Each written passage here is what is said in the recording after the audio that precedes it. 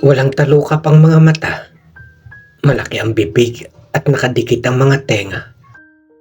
Madalang ang mga buhok na kung mamasdan mula sa malayo ay tila wala ka nang makikita. Walang talukap yung mga mata niya. Opo, wala pang talupa.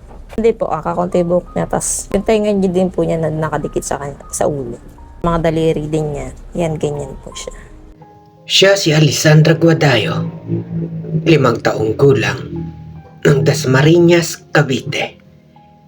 Ipinanganak taglay ang isang kakaibang karamdaman. Dahilan upang ang isang musmos na bata, kung minsay mas pinipiling mag-isa, makaiwas lang sa sakit na dulot ng mga matang mapanghusga. Nabubuli. Kaya minsan nandito na lang siya sa loob ng bahay. Hindi na siya nalabas. Hindi siya nakapag-school. May desisang ina pagka ang anak mo binubuli din sa ganyang kalagayan niya. At kung bukas magbunat ng aking mata, may mahal ka ng iba, wala na akong nagagawa. Di pa.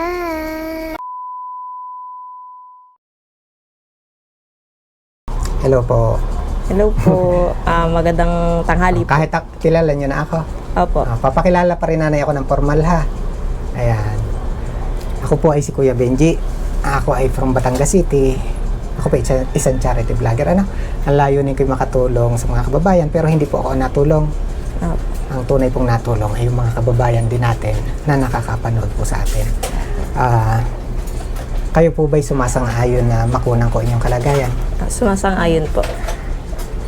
Anong pangalan ni ate? Ang pangalan ko po ay Mary Jane Guadayo po. Ilang taon na? 33 years old po. May asawa? Meron po. Ilan po yung inyong anak? 6 po. 6? Opo. Ilang taon ka na ulit? 33. Medyo marami na ang baby nila. O gusto pang dagdagan? Wala na po. Ay, kumusta po yung kabuhayan nyo? Bali po kami po ay nag-repack po ng mga uling. Yun po yung... uling. Opo.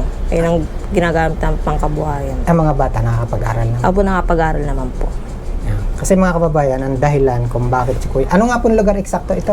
Ang lugar po to ay Riverside, Sampaloc 1, Dasmariñas, Cavite po. Dasmariñas. Opo. Kaya ang isa pong Batanggenyo napapunta ng Cavite dahil kay baby. Ano nga ang pangalan? Alexandra po. Alexandra. Ilang taon na po si Alexandra? 5 years old po. Ano pong exactly kalagayan ni Alexandra? Ang sakit po niya ay ableparon macrostomia, congenital anomaly syndrome po. Ipinanganak po siya, ganyan na talaga. Yes po, inborn na po siya. Hello baby. Hi ka. Kausap mo sila. Hello po sa inyo. Yes, sir. Kausap mo sila baby. Masabi mo hello po sa inyo. Hello po. Ilang taon na nga po siya? 5 po. 5 years old. Yung kahit ako bago po ako dun sa kalagayan niya. Anong condition po yung meron siya? Kasi po sa kanya po kasi yung mata niya po kasi medyo medyo rare na rin kasi gawa ng yung kabilang side ng mata niya medyo malabo na. Ngayon sa kabila medyo malinaw pa. Gawa ng pagka yung hindi agad namin nalalagyan siya ng gamot. Nagkakaroon siya ng rashes agad. Kasi kung mapapansin yung mga kababayan, walang talukap yung mga Opo, mata wala niya. po siyang talukap. Alessandra na, Tingka to. Tingka muna. baby, walang talukap yung mga mata niya. Opo, wala pang talukap. Wala din po yung, niya, yan din po, kakunti buhok niya. Tapos, yung tenga niya din po niya na nakadikit sa ulo. Then, yung mga daliri din niya, yan, ganyan po siya. Alessandra na, baby, hello. Anong gusto mo sabihin kay Kuya Benji? Narito na. Andito na si Sir Benji. Anong hiling mo? Anong hilingin mo? Haringin mo. Ay, hindi ako pinapansin. Ako yung uwi na. Uuwi na si Hindi Sir ako Benji. pinapansin. Salita. Ano bang hiling mo? Anong gusto mo? Sabi.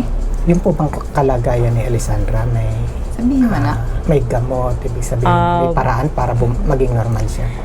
Ano po, kasi sabi naman ng doktor sa amin, operahan siya, lalagyan siya ng talukap, yun, pero hindi pa namin pinagagawa kasi syempre financial, tapos natatakot din kami gawa ng baka kasi yung maiirita siya yung sa sobrang tagal ng operahan siya, tapos matatagal siyang makaka-recover.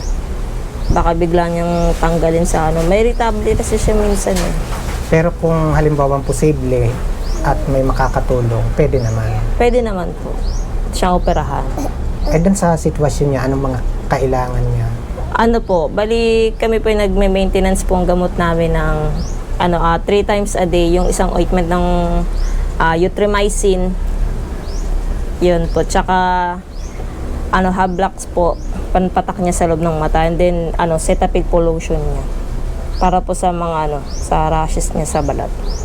Doon sa kalagayan ni Alessandra ngayon, kumusta siya bilang bata?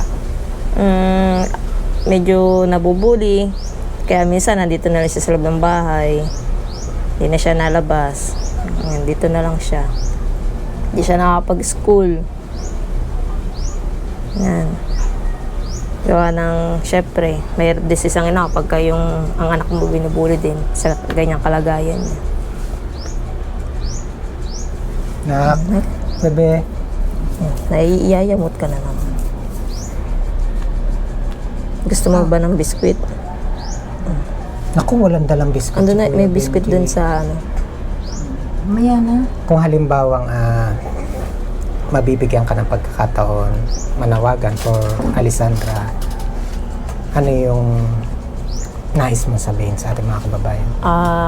Ang nais ko lang pong sabihin sa inyo, kami po ay humihingi po ng konting tulong na mula po sa puso ninyo, yung mga nais pong tumulong para kay Baby Alexandra, kahit hindi na po sa amin yung sa kanya lang po, financially lang po yung sa kanya.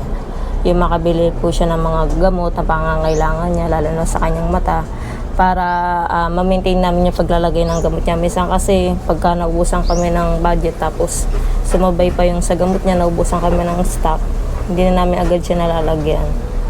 May hirap kasi po yung hindi agad siya malagyan gawa ng nagkakaroon po agad siya ng sa mata. Minsan natatabingan yung mata niya ng muta, tapos yung mga dumi pa hindi na natatanggal. Kaya kailangan namin araw-araw kami maglalagay ng mga gamot. Kaya sana po matulungan niyo po kami. Kahit maliit na tulong po, malaking bagay po yun para sa amin. Ilan po. Yan. Kahit po malayo, Batangas City tayo, nagpunta tayo ng Dasmariñas for Alessandra. Kaya mga kababayan, this time, yan, maglalambing naman po ako ngayon para kay Alessandra po. Sa mga nais po magpaabot ng pagmamahal nila for Alessandra, huwag niyong kalimutan isang maiksing message for Alessandra. Yun po para alam ko na yung matatanggap ko po ay para sa kanila. Curious lang ako, paano matulog si Alessandra? Okay, ganyan po siya. Hindi po siya nakakapikit. Bali, ang tulog po niya is, po siya. Nandun lang po siya sa isang tabi po, sa medyo madilim po, sa kabilang kwarto. Tas po, nakadilat pa rin siya habang natutulog. Explain, kung ano yung, Kung ano po yung... kung ano yung nakikita namin ngayon, kahit Ganun na tulog, po. ganyan Ganun po. talaga. Opo. Tsaka parang prone sa infection, kasi exposed Opo, yung kanya. expose po kasi siya. Ganun Kaya, pa importante yung maintenance din. yun po talaga ay pinaka-importante po sa kanya yun. Para po matanggal din yung kasi naka-expose po yung mata niya. Actually, hindi siya pwede yung malikabukan. Tsaka yung lalo na po yung kailangan malagyan talaga siya araw-araw ng mga gamot para hindi rin po magkaroon ng infection sa mata. Nanay mo, Opo na. Hello, Nay! Hindi ka Nay. Hapon po. Hello Sige po. Yan. Maraming po salamat sa mga at nakakapapansin yung aking apo. Batanggenyo nakarating sa Cavite, Opo. Kaya po marami pong sa inyo. Salamat at nakakita niyo yung mga ng aking apong kalagayan. Tsaka matanong ko po, may napanood akong dati sa KMJS, siya ba yun? Kasi po, yung una po ata, si Bengbeng po ata yun. Pero na-feature kayo ng KMJS? Opo, na-feature po kami ng okay. yes. na KMJS na pala ikaw, anak. Opo, dahil po Oh. dahil po kay Jillian Ward. Oo. Kay Jillian Ward po, dahil Yan po sa po. kanya. Kasi may nag-comment na nga po dun sa napanood na nga daw kayo sa KMJS. Opo. So kayo pala talaga yon. Opo. Meron pa isa May magaling. na parang kaparehas din niya. Pero si Bengbeng po, ano po yun talagang may mga sugat-sugat po. Paano yan, nak? Si Kuya Benji, wala naman ako naitulong. Wala nga Sabi dala mo, kahit okay lang biskwit. po. Kailan po nakarating kayo At sa atis po napuntahan niyo po kami. Kasi nanay, yun po talaga ang totoo. Wala naman talaga ako na itutulong. Kasi ang natulong yung mga kababayan natin. Yes po, opo. So, pinilit ko lang talagang kayo mapasyalan. Hopefully, mga kababayan, sana maging susi din tong pagpunta ko sa inyo para may makatulong this time for Alessandra. Yes po. Pero may mga kababayan tayo, hindi naman daw sila papayag na kahit na walang dala si Kuya Benji. Salamat. Kaya si Santa ay yan, basahin mo. For Alexandra. Dahil wala si Kuya Benji, ikaw magbukas kung may laman yan o wala. Ano to, Alexa? Oh. Ay, laman siya. Ito po. Ikaw din na magbibilang. 1, 2, 3, 3, 5. Pambili mo ng gamot. Oh, thank you ikaw, baby. Sabi mo, thank you sa kanya. Sana. Thank you po. Maraming salamat po sa inyo. Sa sponsor po, thank you so much po. Yan. Ako po ay kaya may nadala ay dahil sa ating mga kababayan. Kasi tulad ng nasabi ko kanina, wala po ako na itutulong. Sila po yung tunay na tumutulong sa ating mga kababayan.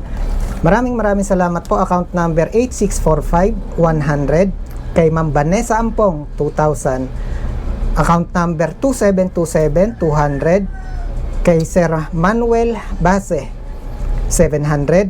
At kay Mama Jel Del Valle, 500. Yun po yung total of 3,500 for Alessandra. Maraming po salamat. Maraming salamat po sa mga nagbigay po ng tulong kay Alexandra. Thank you so much po. God bless po. Pagpalain po kayo ng Panginoon. Salamat po.